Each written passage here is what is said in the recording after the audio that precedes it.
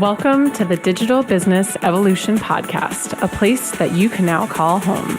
I know you're creating long-lasting impact in this world, and you absolutely deserve the time, location, career, and financial freedom that you desire.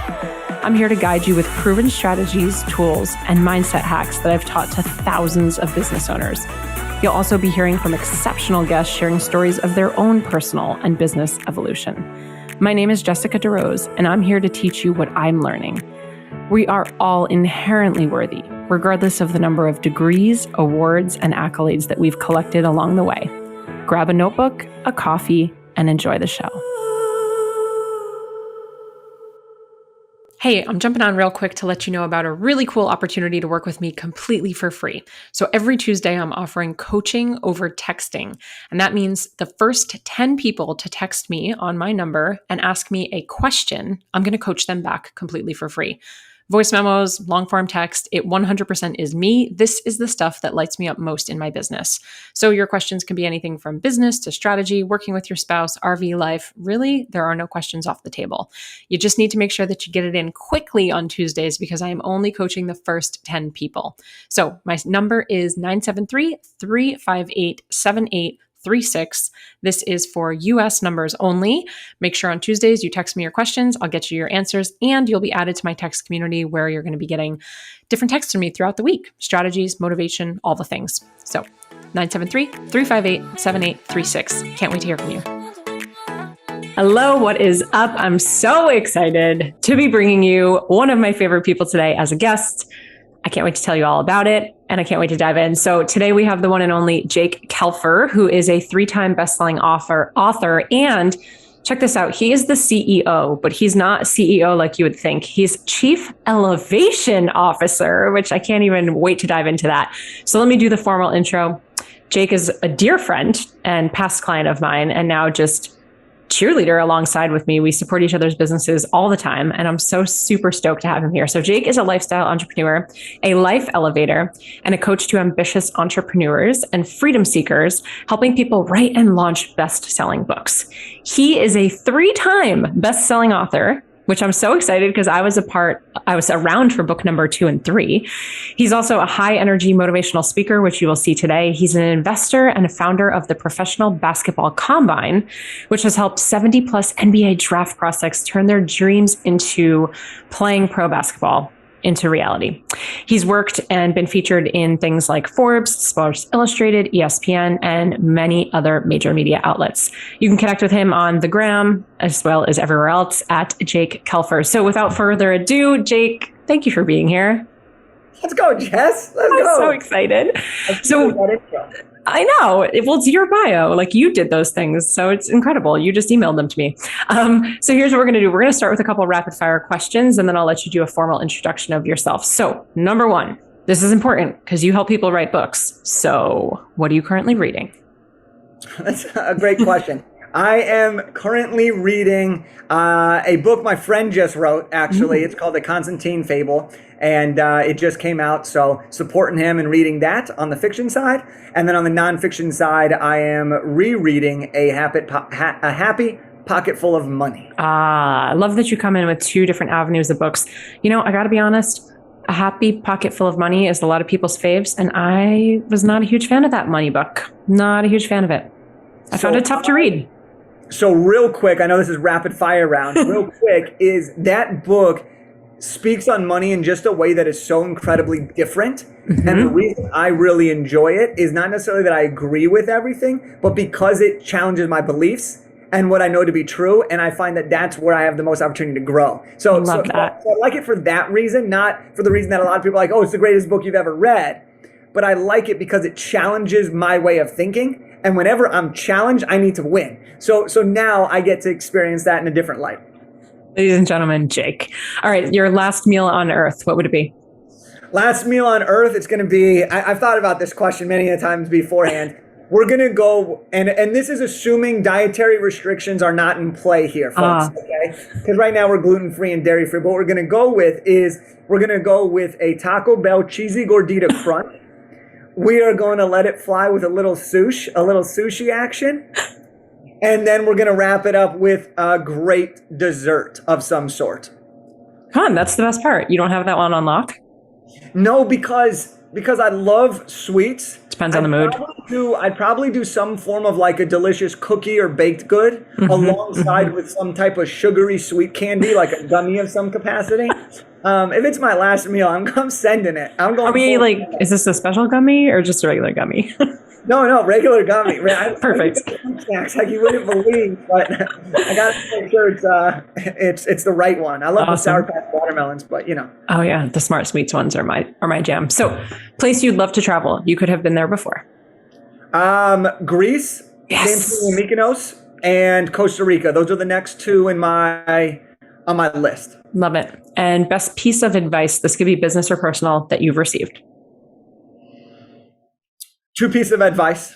I have to do both. Yeah. One's for my mom, one's for my dad. My mom's is live in the moment and enjoy the journey. Love it.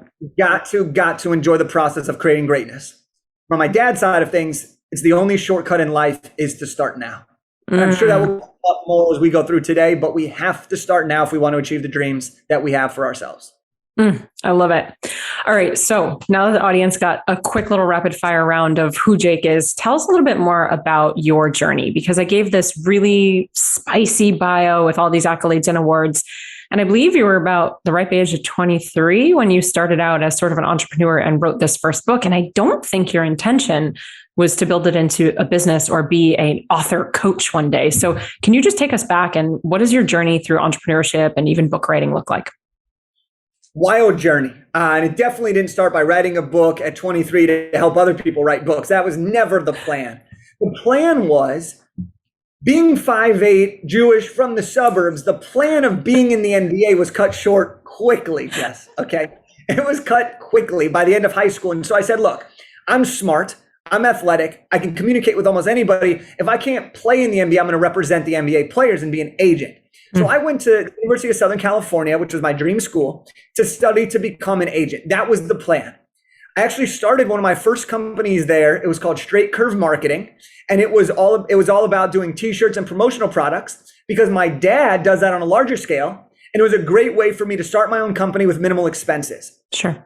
Building that business allowed me to pay for my fraternity dues and to pay for some of my college education. But while I was there, everything I did was to become a sports agent. I'm crushing it. All right. I'm getting every internship I'd ever imagined. Right before graduation, 3 months before, the agency says, we can't hire you. We're on a hiring freeze. I was freaking out. And for the first time, I really faced this adversity of life isn't going the way we always expect it to go. There are going to be things that pop up. No matter how prepared you are, no matter how good you are, some things are going to be out of your control, and you're going to have to figure out how to adapt with that. So luckily, I didn't wallow in that. I said, well, let me find another way. So I started to figure out, how could I get in front of the right people? What are the other avenues that could maybe make this longer term vision? How do I take a stepping stone? Long story short, I ended up getting a job offer to work for the Los Angeles Lakers. Now, I'm a diehard Lakers fan. I'm from Southern California. I wanted to be the next Kobe. I mean, there was a cardboard cutout of Kobe in the room. I played video games growing up. Like, I love this. So no matter what job I wanted, to work for Lakers was a heck yes. It was a hell yeah, right? And when you find moments that say hell yeah in your life, you got to do them. So I worked for the Lakers, and while I'm with the Lakers, I see the impact that Kobe's making on the rest of the world. People are spending their life savings to come watch him play for the final time, his final NBA season.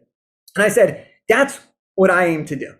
How do I impact people to the level where they're willing to invest in themselves to create a memory that will last a lifetime? And I came home one night and I asked myself, what do I know and how can I help people? And at the time, I didn't know much. I was a year out of college. But what I did know was, how do you land your dream job? How do you land the best interviews, the internships, everything? And I said, I have a lot of friends in college or recent grads that are struggling. I can help them. And it started off as blog posts, and it ended up turning into my very first book called Elevate Beyond, which is how to stand out in the job market and discover your passion. And wait, hold on. How old were you when you wrote this book? 23? 23, yes. And you're writing a book about how to stand out in the job market. Yes. So the irony is crazy, right? Because naturally when I was doing it, people are like, Jake, what are you thinking? Like, who's going to listen to you talk about career development? You literally are an assistant with less than 1 year of experience and you're writing a career development book, right? Sure.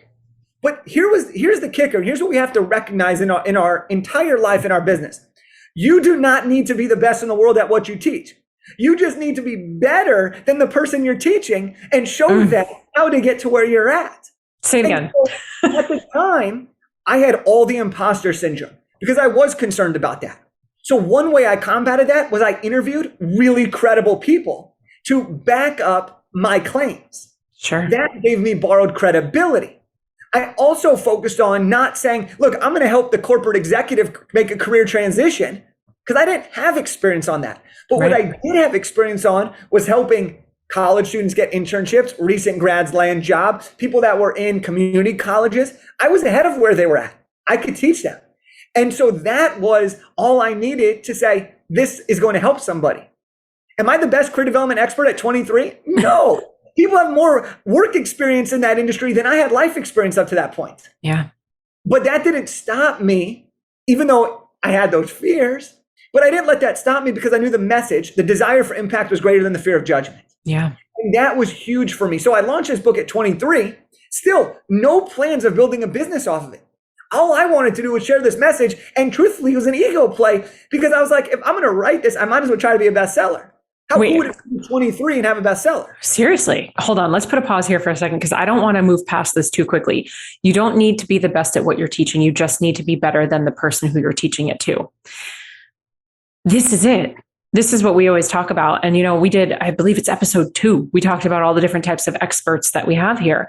And the thing that I see too many struggling coaches or struggling entrepreneurs or people who want to start a business, too many people fall into the trap of imposter, or thinking and believing that I don't have enough years, I don't have enough reps, I don't have enough certifications, I don't have enough followers, fill in the blank, I don't have enough leads, I don't have enough email lists.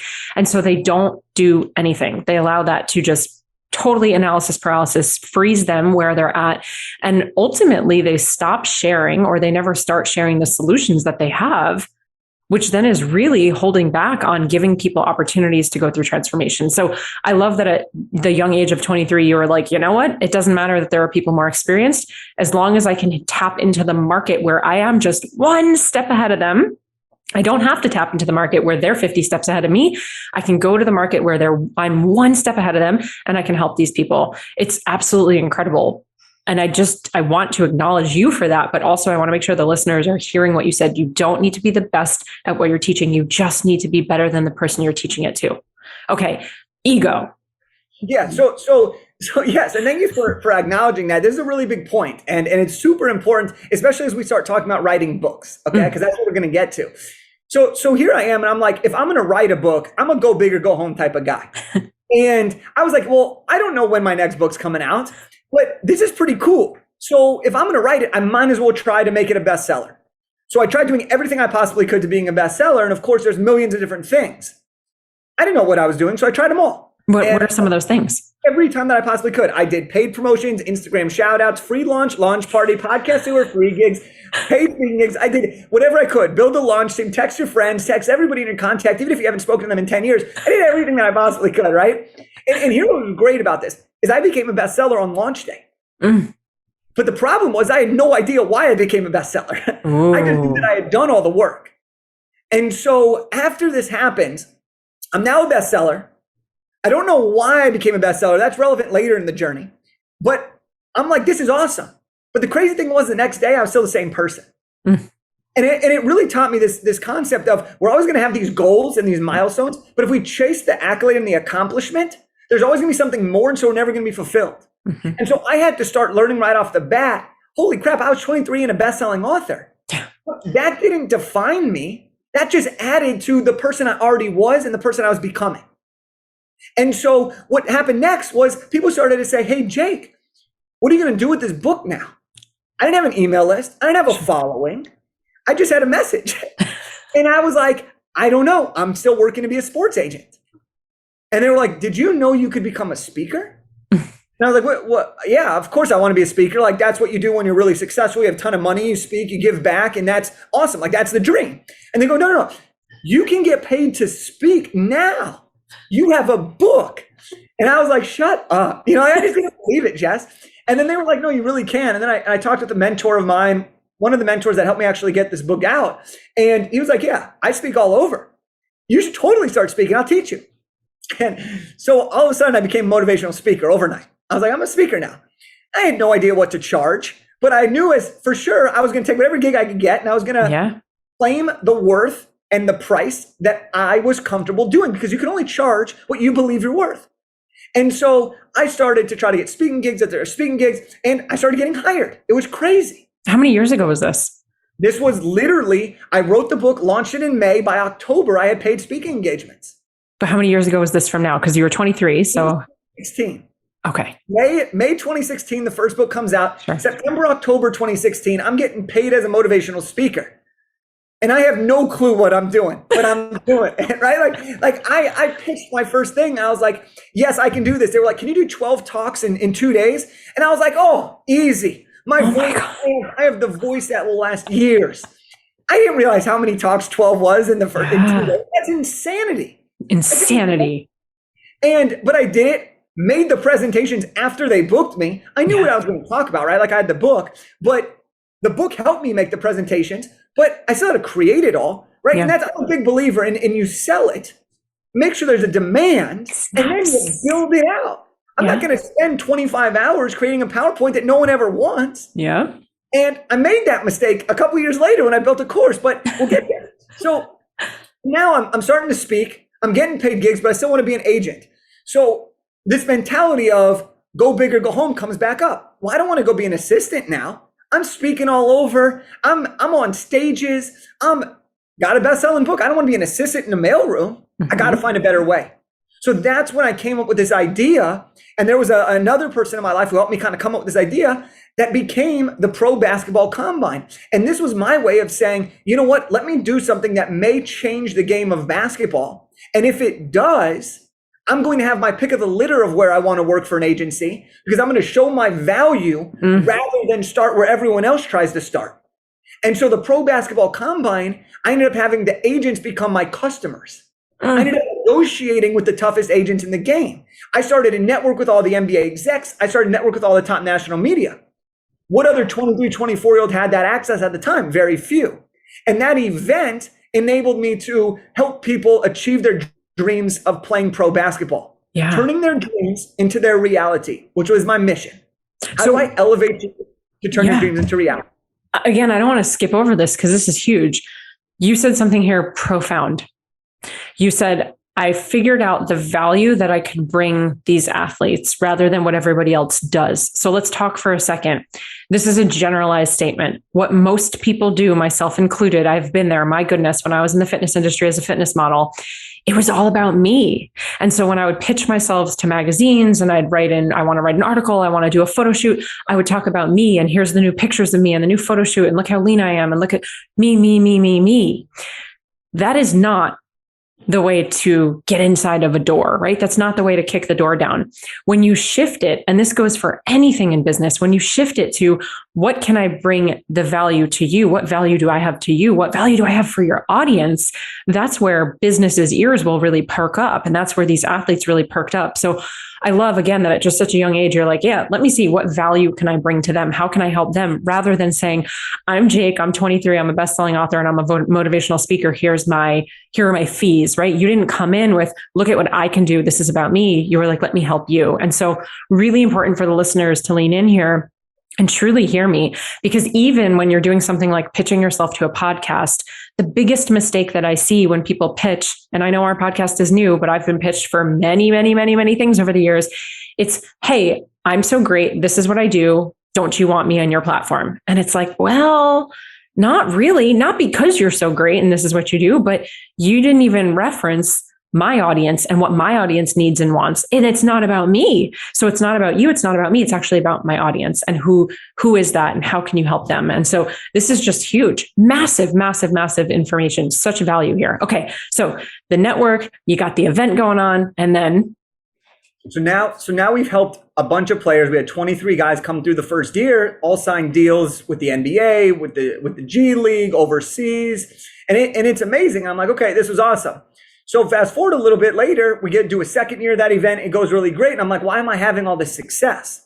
What is the answer? What is the reason? And the reason was I built relationships. When you're 24 years old and you've been able to do those things and put them together, you can't do them on your own. I didn't know what the heck I was doing. I had to get help.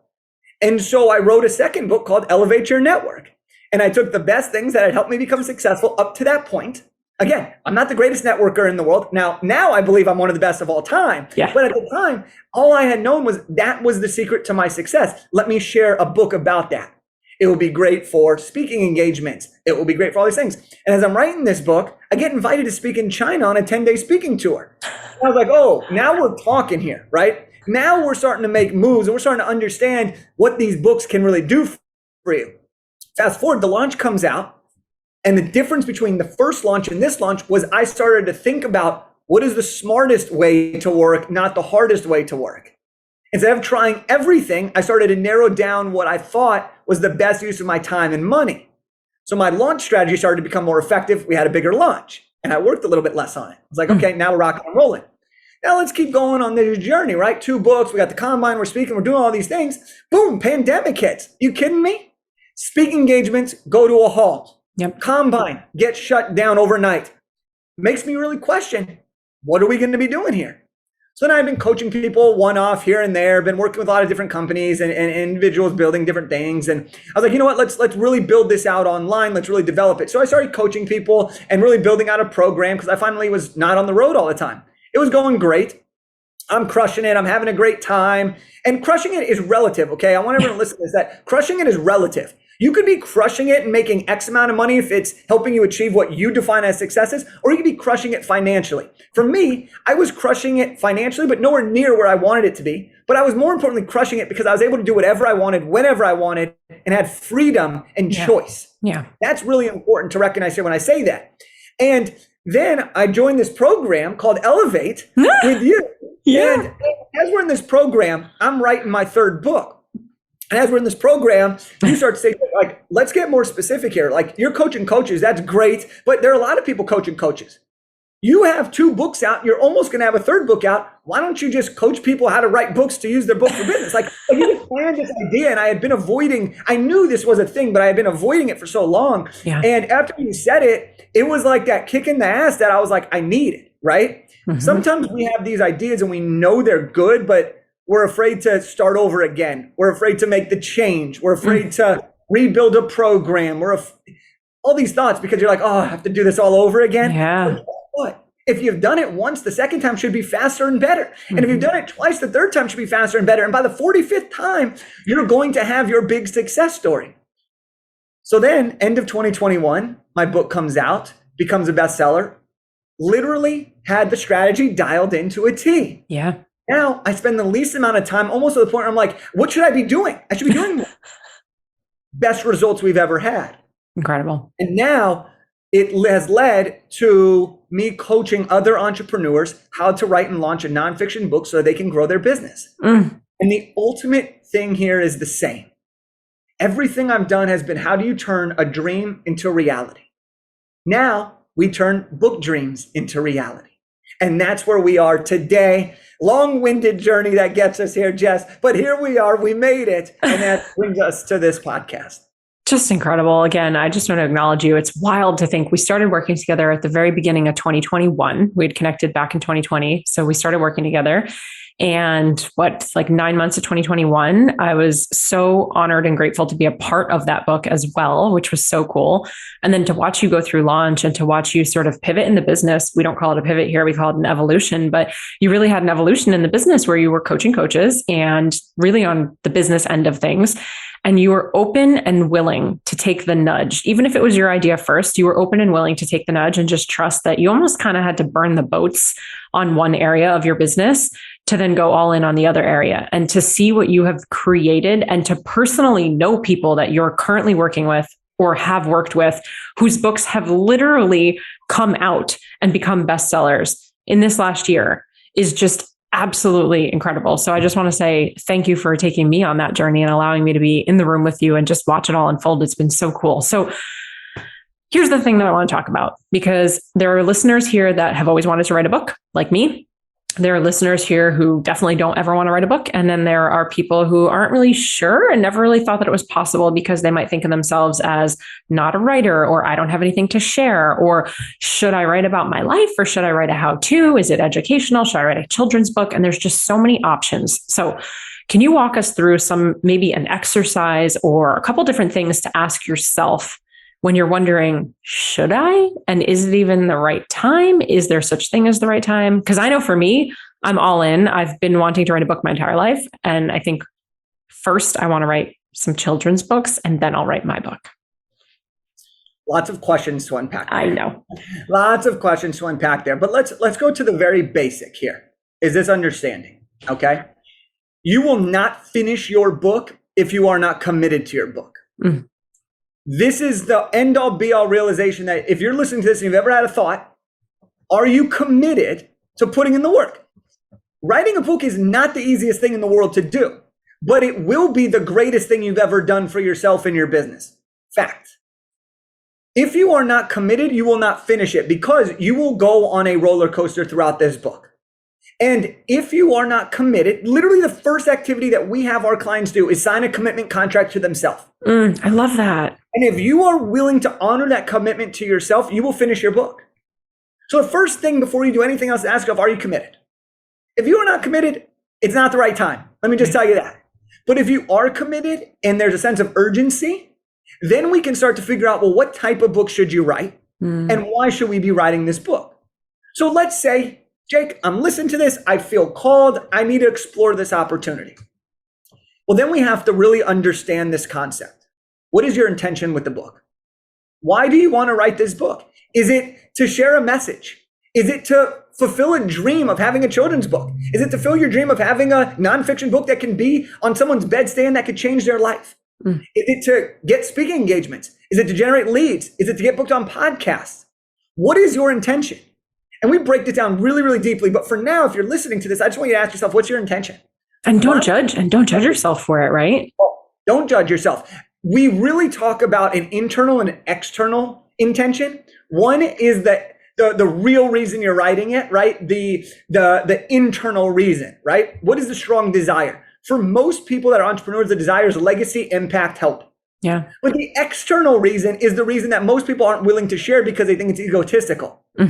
But I'll tell you what, if you want to write a book, I know you want to help somebody because you wouldn't go through all that work not to help somebody. Right. But the bigger thing is you want to be a bestseller. You want to get speaking gigs. You want to grow your coaching business. You want to build a mastermind. You want to lead retreats. Be honest with yourself and say, I want to be a freaking stud. Like, let's go. Come on. Yeah. And you got to own that. So there's the internal intention and the external intention. Once you've decided that, then we can start to figure out, well, what type of book makes the most sense for you? More times than not, for keeping this episode super, super simple, if you are trying to use your book to grow your business, more times than not, you will be writing what is called a guide or a how-to book. This is very much a 4-Hour Work Week by Tim Ferriss, an Atomic Habits by James Clear. Elevate Your Network, my second book on networking, that's a how-to, it's a guide. You are going to teach someone, combining your personal experiences with your knowledge to show them that you have their answers and to give them that answer so they can solve their problem. If you do that well, they will be calling you to hire you as a speaker, to book you on their podcast, to get you as a coach, to buy your course, or simply to say thank you. Hey, I'm jumping in to tell you about our newest free tool, a tool that will change the way you approach your business. After working in digital marketing and the coaching space for nearly 10 years, working with thousands, scaling to multiple 7 figures, and helping our clients generate over $11 million in revenue, I've recognized a pattern from all of the most successful coaches and entrepreneurs. They all have an awareness that struggling business owners don't have. You see, they know their unique coaching superpower. After taking this quiz, you'll uncover which of the 4 superpowers runs through your DNA. This awareness will help you discover your personal strengths and blind spots so that you can succeed faster, make a bigger impact, and exponentially grow your income. To take this free quiz, just head on over to jessglazer.com/quiz, and you'll be on your way to harnessing your superpower in minutes. Don't forget to share it and let me know which superpower you have. Tag me at I am Jessica DeRose. I know the listeners want to ask you this. I know they do, because they ask me this all the time in the context of content. But Jake, how much do I give away in the book? Oh, I love this question. Jess. Let me give an example before I give the answer. When you write your book, when you do it effectively with the right process, Look, writing a book takes time. I'm gonna show you how to simplify it. Your book is your social media content for the next 4 months. Your book is the framework for your course, whether it's developed or not developed. Your book is your keynote. All right. Let's get our time back. Let's stop thinking about writing a book takes 2 years. Let's start saying writing a book, actually, I'm getting paid to write a book. Let's start reframing this by saying, you know what, I'm going to get my time back. That hour and a half that I was doing content, no. I already have the content. I wrote it down. Now I'm organized in order. So what content? The answer is your book is the content. Your book is your course. Your book is the keynote. And ask the question again, so now we can come full circle here for everybody to really hammer home it. So ask the question, I'm gonna dig in for it further. Yeah. So how much do I give away for free? So now that you understand why this book is so valuable to your business, now we have to ask ourselves, how much do we give away for free? And the answer, in my personal opinion, and what's worked for me, is you give the house. You give the house. You give everything that you need to teach them, to show them that you have the answers to their problem. Here's the truth, twofold. One, people will pay you more money for the same information delivered in a different way. Yes. Okay? People will pay more money for an audiobook than a paperback, than a Kindle. Yep. Why? Because of their perception of the value it creates for them. So is the audiobook and the paperback the exact same? Literally, it's the exact same, yet someone's going to pay you more for one than the other. Why? Perceived value. Yeah. Secondly, is when you give enough away and you show them what the next step is, they now believe you are the answer to their problems. Yeah. And that is where you get the higher ticket investment. That's where you build the trust for someone to actually do the thing you ask them to do. And so when you say, how much do I give away in the book? You give them what they need that will pay you for the implementation of what they need. Okay. You know, it's so interesting because I agree. We're on the same page. And I have a mentor who I look up to just tremendously. He's wildly successful. And he'll say the opposite, right? And he's like, it's kind of when you're in the mall and you walk through the food court and they give you a little chicken on a stick and they ask you to taste it. And if you like it, they say, do you want to come in and eat? Okay, maybe. But if they gave you a full platter of food to taste and you tasted it and they said, do you want to come in and eat? Your response would be, no, I'm full. So that conceptually makes sense. I get that. But you and I are on the same page here because to me, whether it's in the form of a book, which isn't free, right? Because people are buying it, but we'll call it free content. So when we're doing content, we're doing emails, social media, we're putting a book out. I'm in the camp too of giving it all away. And my whole analogy here is, true. Can we listen to our favorite artists on Spotify and Apple and Pandora, which whether they're free or not, they're things that we have at our fingertips at home. We can listen to our favorite musicians there, or we can spend $200 for mediocre tickets to go to Madison Square Garden and watch them live. So why do we do it?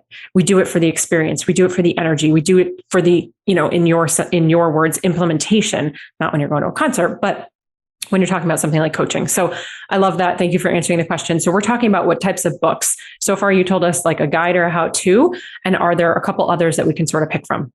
There's several other types of books, and it depends. Okay. So 90+% are going to be guide or how-tos. Okay. But you may choose to write what's called an interview book. This was what I did for the Elevated Entrepreneur. And the whole point of an interview book is you interview other people and you share their advice. You're really borrowing their credibility and expanding your network. I love that. There's pros and cons to all these different books, but for the simplicity of this, it's, do you want to interview other people and share what they have? This is Tim Ferriss's Tribe of Mentors, Tools of Titans, right? Compiled some really big names, puts it in there, and everybody wants to read it. If you like 2 people, they read it. Also, the people you interview are likely to share the book. Jess, you were in my book.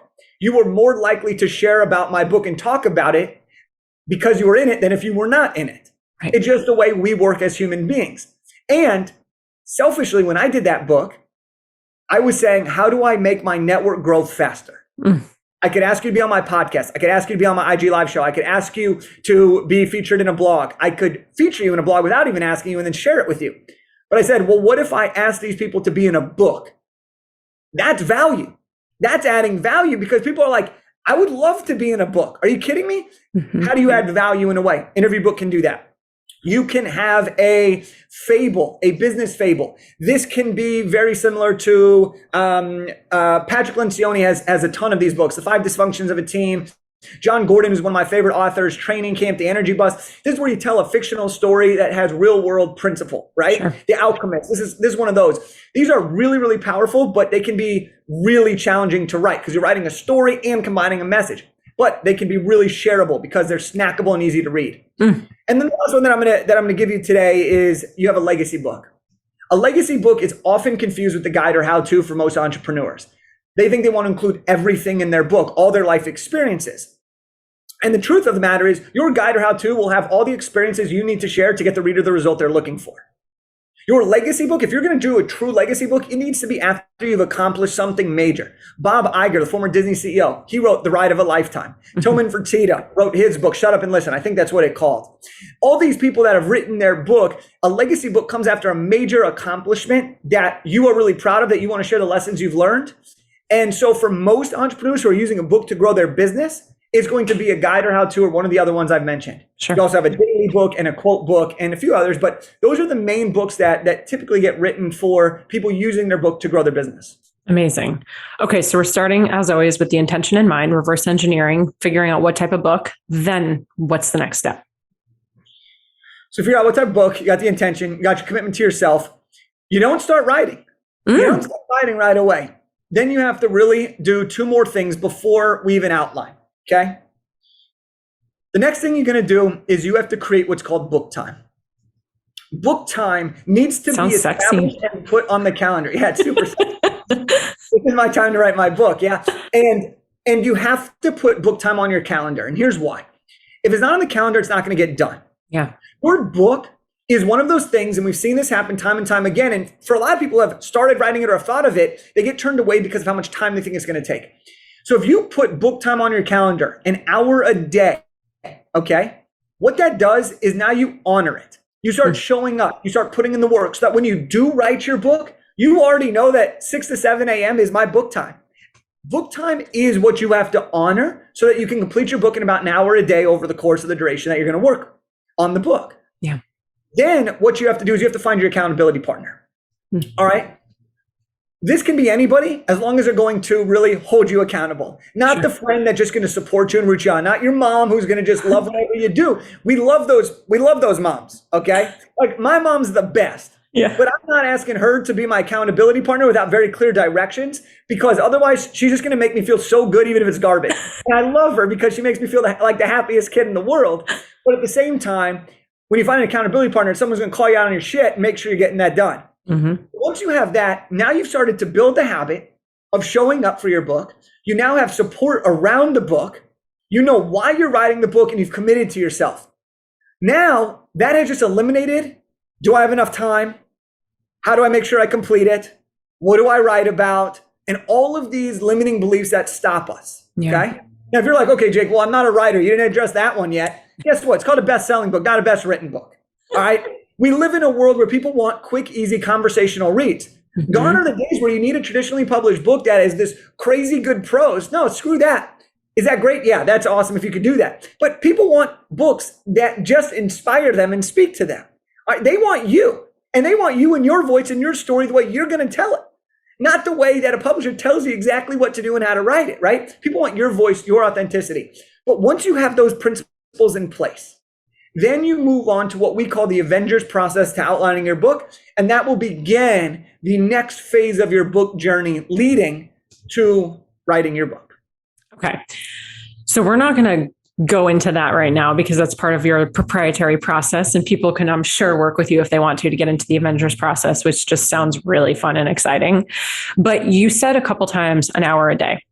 So I don't want to go down the path of I don't have an hour a day, because you said figure it out, right? Make the time. If this is something you're committed to, we can all do that. We can all pull back a little bit on the Netflix every now and again. So if it's something that you're committed to and you want to do, we can all find or create an hour in the day. What I want to talk about is two things. Number one, is it okay to split your hour 30 and 30 or 40 and 20 or 20, 20, 20? And could you really write a book in an hour a day? Yeah. You could do whatever the heck you want. It's your book. Okay. This is something that I tell everybody is it's your book. Do it whatever you want. But if you want to do it quick, here's how you're going to do it. Sure. If you want to write your book in an hour a day, most people don't believe this is possible. Okay. We've seen it done over and over and over again. Here's the big thing that we have to recognize. Yes, you could split it up however you want, but you need to have book time on your calendar. There needs to be what I like to describe as flexibility with routine, okay? Routine is critical because it creates discipline and structure. But flexibility comes from adaptation and experience. And if you can combine that with your routine, you've opened the door for exponential growth. So if an hour a day in the morning ain't working, switch that hour a day up. But guess what? Do not take that hour a day away, okay? That's the kicker there. You got to have flexibility and figure out what works for you. That's why we tell people, put book time on your calendar before you write. So by the time you get writing, you're in a flow. So that at 6 a.m. or 6 p.m. or 2 p.m. when the kids take their nap, you are rocking and rolling, shaking and baking and making things happen, okay? So that's really important. And then can it be done in an hour a day? Yes, it can. Now, if you are someone that is already has a coaching program or a business or a course, it's going to be even easier because we're not going to make it complicated. We're going to take what you've already done, bridge out and pull out the process and create it in a very methodical way. If you are creating it from scratch and you are using the book as your framework, we are going to create discipline. And this is why we outline before we write. So that when you do write, you already are coming from a place of having the content from your mind onto paper. So now all you have to do is write it. You don't have to think and then write. The second part to that is you can speak your book. Ooh. All right. This is really cool. We live in a world where we have technology. Technology allows us to record our voice. We have a client, she goes on her walk and she records herself writing her book. She then takes that and transcribes, uses a transcription service to just transcribe the recording and then edits that chapter. Game changer. Can you speak? We're not going to go into the numbers of exactly the word counts, but if you break the word count down, you can do all of this very quickly. One more example to really hone in on this hour a day is, can you write a blog post in about an hour a day? That's 1,500 words? Probably. Can you write a blog post in 2 hours? That's 1,500 words? Probably. Well, guess what? If you have 10 chapters in your book, that's a 15,000 word book. That's on the shorter end, but run with me on this example. You've spent 2 hours writing 1,500 words. You do that 10 times, that's 20 hours, and you have 15,000 words. 20 hours, 15,000 words, you have a book. You spent 20 hours writing. Boom. All right. We just, in our minds, we make a book. We put a book on a pedestal. Yeah. Which is awesome for when you become the author, because now you are on the pedestal in the perception of other people, which is great for credibility and doing the things that a book gives you the power to do. Yeah. But when you're writing it, we assume that to get to that pedestal, we have to slave away, give up our years of our life, go to a cabin and grow a grizzly beard. You don't have to do all I've been trying the grizzly beard. It's not coming in. I can share some of mine. I've got plenty to go around. But that's the thing is you can 100% do an hour a day. We just need to reframe it from, this daunting task of writing a book to, I'm just going to write 12 to 15 blog posts. Yeah. And it's not, don't get me wrong. I'm not saying you're just writing 15 blog posts and that's a book. But what I'm saying is let's reframe the way we think about this. Yeah. As instead of this, oh my gosh, I'm writing and taking on this crazy task of a book to, oh my gosh, I'm taking it step by step by step. Yeah. Now the impossible becomes possible and the possible becomes doable. You know, it's so, I love how you're talking about this, and I can't help but my brain is going in circles right now for myself, but then I'm sure if it's coming through me, it's for other people as well that are listening. So I mentioned earlier that, I've always wanted to write a book and I thought I'd have a few, and now I'm like just stuck. I'm ruminating on this children's book. But if I'm being honest, it's not one book. So I want to write a box set.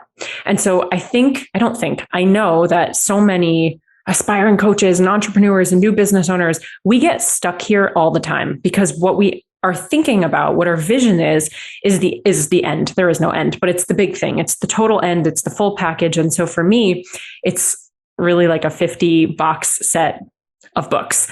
And when I think about the box set of whether it's 25 or 50 books, plus the stuffed animals that are going to go along with it, plus the friends of the stuffed animals that are going to go with it, with the outfits that they can get changed into, and then me going on tour and speaking and all these things. Well, now I'm in overwhelm and I'm completely frozen.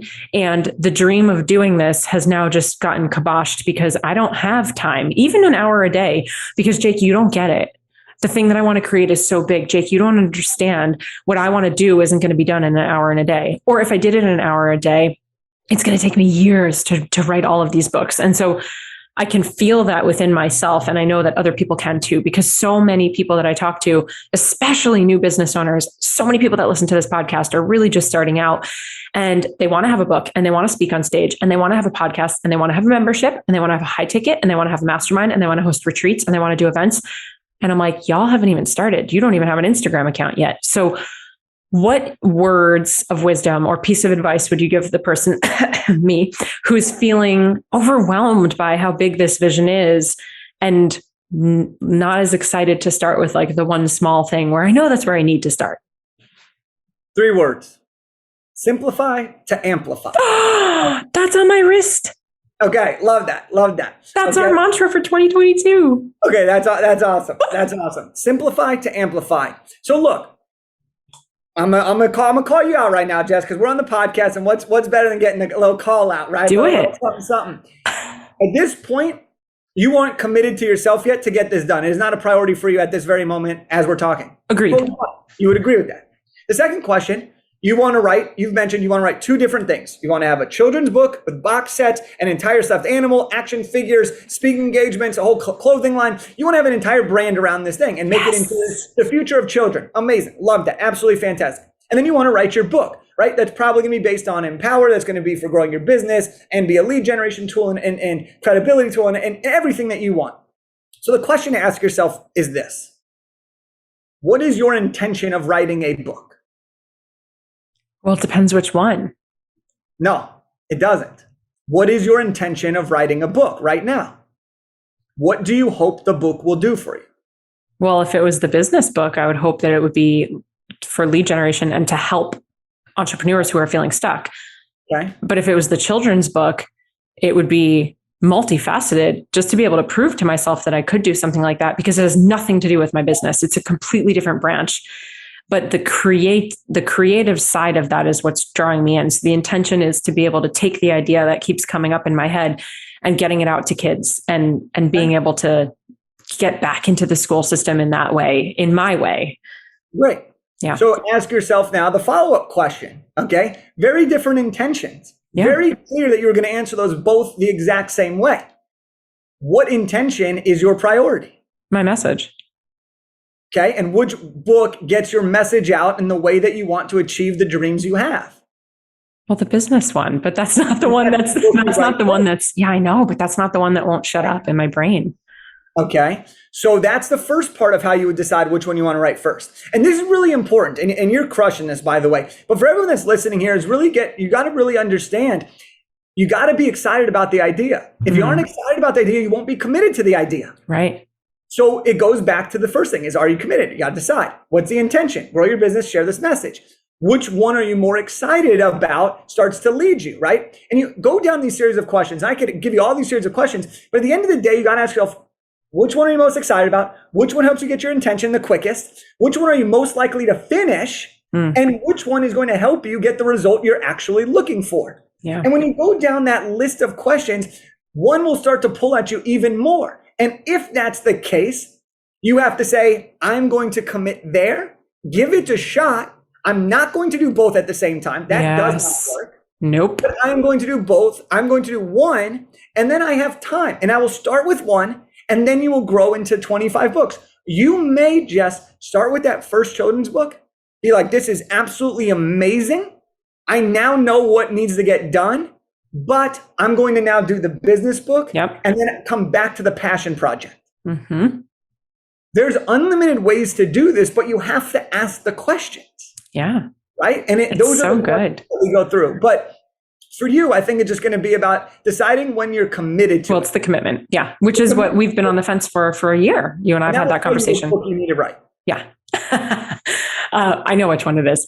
It's so funny though, because being committed, having the intention, knowing, let's call it the vehicle. So in your world, it's the book, making the time, and then finding the accountability partner. Those steps that you gave us can be translated into every area of people's lives. So whether you're on a health journey, fitness journey, you're on a fertility journey, you're on a business journey, you're on a writing book journey, are you committed? What's the intention? What's the vehicle, or what support do you need? Put it in your calendar and then have that accountability. And I just love that so much. So we're coming up to time here, which is pretty crazy because I could talk about this stuff all day with you. And I'm so grateful for how much wisdom you have shared with us. I know that you are an expert in teaching people how to write a book in an hour a day, generating leads, how to convert those leads, using your book to really leverage your business. So before we get into kind of putting a bow on everything, if you had to give us, I don't know, 3 or 5 words or short sentences about what a book could do for your business as an entrepreneur, or the reason why you should just be committed and write the dang book, what would be like 3 things? What are 3 things that it could do for your business? Hammer it home for us. I'm trying to see how to say this in the shortest way possible and give you as much juice as I can. Number 1, stop waiting for your dreams to happen. Go make them happen. Number 2, your book will give you instant credibility, become the go-to expert, and get you on stages. 3,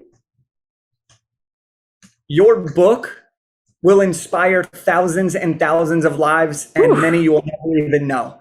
But by writing the book, lives will be changed. So good. It's so good. No, it's perfect. I was listening to a podcast earlier this morning, and this man wrote a book many years ago, and his wife was sort of poking at him that when he wrote it, he didn't launch it. He didn't put it out into the world. And she thought that the book was so great and he should tell everybody about it. This is an entrepreneur. And his reasoning was so interesting. He said, if somebody reads my book and doesn't feel the need to share it with someone, then it's not quote unquote like good enough or impactful enough. I don't feel the need to have to market it. I want my book to sort of sell itself. And so he ended up, after quite some time, he put up like a singular picture with this book. The whole thing snowballed, went viral, and he's gone on to build such an incredible business. But I just thought that was such an interesting way to look at it, because egoically, right? So many of us, we want to write a book, we want to speak on stage, we want to have a podcast, and it is coming from a place of ego, which mine is too, where it's like, because I want to, because it's been on my dream board, because it's been on my vision, because it's credibility, it's clout, it's all these things. It makes me appear something of a certain way. It puts us on this pedestal. People think XYZ. And so I just thought like, wow, what a cool thing to just be like, yeah, no, I don't want to like launch it. I don't need to market it, because if it's good enough, it'll market itself. And as a business coach, I'm not sure I totally am, backing that. I think, no, you should absolutely market it and tell people about it and let people know. And, especially if that's what you want to do, it can, like you said, inspire thousands of lives. Earlier in the podcast, you said something to the effect of, it's sitting on somebody's nightstand next to their bed. And I just got full body chills. I mean, that's like crazy. So I'm going to leave with 2 questions here. 3. Number 1, what's your take right now? We live in such a digital world. The information, I say it all the time, we have infobesity, consumptionitis, content is everywhere, but books are different. Having a paper book versus technology is just not the same. So what's your take on even stepping into that place as an entrepreneur, as a business owner, of having that paper book? Because does it last forever? Like, where does the content go? Book is your ticket to differentiation. And I was just talking with Chris Ducker today, who I look up to a lot as a big entrepreneur. And he said, being different is always better than being better. And a book is your ultimate differentiator. And when you write your book once, you can have it both as ebook and paperback. And when you self-publish it, you can use it in a lot of different ways. So does it help you? Yes. I love it. The visual of just like having some dusty old book somewhere, like the never ending story, 200 years from now, it's like so cool, because who knows what's going to happen to the digital stuff. Well, imagine this. I just want to paint this picture, and I know we're wrapping up here, is this. When you read a book, it either sits on your office or it sits by your bed. Most people finish a book in a week, 2 weeks, or a month, right? You are now getting FaceTime with that person before they go to bed and when they wake up in the morning, or when they check their email in the morning at their desk. What other marketing asset gets you that much FaceTime and attention in this digital age? Nothing. Your book is the avenue to creating connection. It's so good. My brain is spinning right now with marketing ideas, but yeah. Okay. So I'm going to end with this final question. And then of course you'll tell everyone where they can find you and how they can work with you and what cool stuff you have going on, because I know you do. So Digital Business Evolution. We both know that our businesses are a reflection of us and they only grow to the extent that we do. And so we named the podcast and the business company DBE because we're always growing and changing. And every time we grow and change or we have this minor pivot, we're really just having a next evolution. So tell us about your next business or personal evolution. So many evolutions happening in my life right now. And I love that you do that. And I'll say this. When you think of evolution, we have to give ourselves permission to believe something different than we did when we started. I am a person that has said a lot of contradictory things over the course of my evolution because what I said was the best that I knew at the time that I said it. And as you evolve, you need to give yourself that permission to evolve so that you can see the evolution as it is happening. So as my evolutions continue to happen, what I say today could evolve into something more. But personal and business evolutions specifically are becoming the partner that I want to be for my girlfriend, to see the family that I eventually want to have and be the dad I've always dreamed of being. That's the personal evolution, is experiencing that as it's happening, not waiting for the result to show up. And then from a business standpoint, it's to literally help thousands of people. We're evolving into going to be one of the best companies to help coach you to write a nonfiction book. And we are going to turn dreams into reality over and over and over again. And we're doing it. So those are the two big evolutions for me that I'm currently experiencing. Oh, incredible. All right. Where can people find you? How can they work with you? What cool things do you have going on? Freebies, courses, programs, anything? Drop it. Yeah, Jess, thanks so much for having me. This has been a blast. I mean, we just have such a good time together. So the best place for anyone that wants to chat is on Instagram at Jake Kelfer. Go ahead and just shoot me a DM, say, hey, what's up? And we'll have a great time, great connection, great conversation. And then if you want to learn how to write and launch a best-selling book in 1 hour a day, we actually have a training on that. And you can get that on my Instagram, or you get that at jakekelfer.com/book training. And you'll get instant access to it. You're not gonna have to wait or anything. You get instant access to it. It's a 45-minute training. It will teach you the Avengers process to outlining your book. It will teach you everything that you need to feel confident and comfortable in writing a nonfiction book very quickly, so that you can grow your business and evolve into the person and the business you've always wanted to have. Incredible. And we'll make sure we put that in the show notes as well. As always, thank you so much for being here. And thank you, listeners, for tuning in. Please, please, please take screenshots of this episode, put it up on social, tag Jake at Jake Kelfer, and me. I am Jessica DeRose. Let us know what your biggest takeaways were so we can keep bringing you more incredible guests and inspiring stories. Thank you so much. Cheers to your evolution. Thank you so much for tuning in. If you loved this episode, I invite you to be a part of our ripple effect and share it with a friend. And please, if you feel called, take 30 seconds to leave a 5-star review, and I'll be forever grateful. Until next time, cheers to your evolution.